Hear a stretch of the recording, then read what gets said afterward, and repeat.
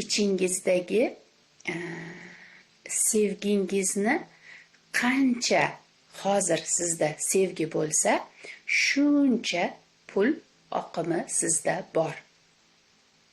Demak, siz xohlaganingizcha yo'qmi? Demakki, sizni xohishingizchalik sevgi ichingizda nur, o'zingizga bo'lgan qiymat, o'zingizga bo'lgan his tuyg'ular orqali kam bo'lganligi uchun siz hozir topayotgan, sizga kirib kelayotgan pullar hozirgi sizni qadr qiymatingizga yarasha yuqoridan beriladi. Aslida hozirgi paytda mandagi bu ayollik bayrami yoki Navro'z bayrami bo'lsin, hammasi har kuni u hisni, u iforni manda olib yuraman. Va buni siz ham o'zingizda olib yurishingizni xohlaganim uchun ham sizlarga bu yerda bu hisni, bu nurni bo'lishish niyatidaman. Biz hayotni oqimiga qarab ketsak, hayot bizni o'z oqimida bizni xohlagan narsalarimizni beradi.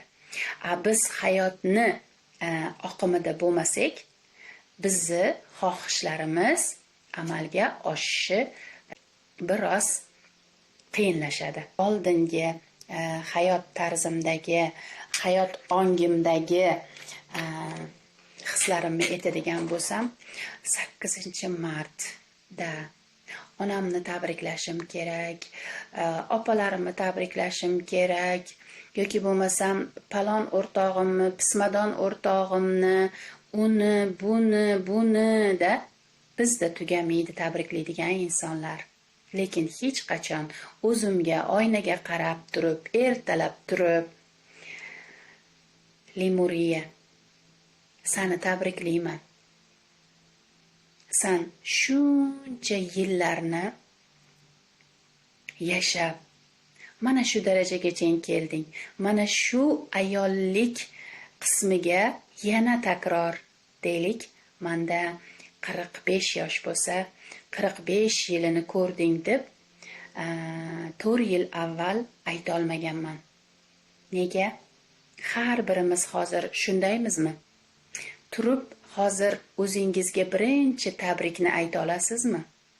Birinchi tabrikni o'zingiz bilan bo'lisha olasizmi? Bilasizmi?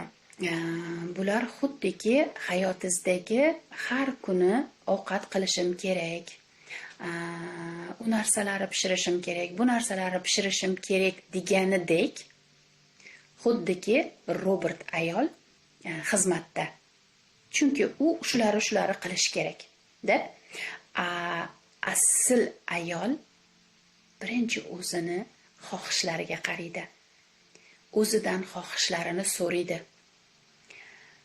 Senga nima kerak? Sen o'zing bugun nima xohlaysan? Bugun seni kuning ekan. Bir-biringiz o'zingizga qarab turib, birinchi o'zingizga o'zingizni mehrli, kulib turgan sevgingizni bera oldingizmi bugun?